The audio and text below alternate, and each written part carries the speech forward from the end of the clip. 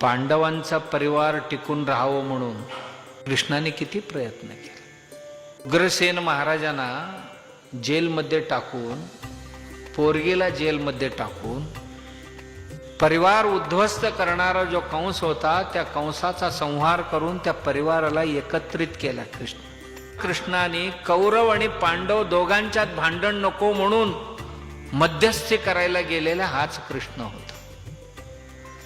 चूक केल्यानंतर आपल्या परिवारातल्या मुलांना दंडित करायलाही कृष्णच होते।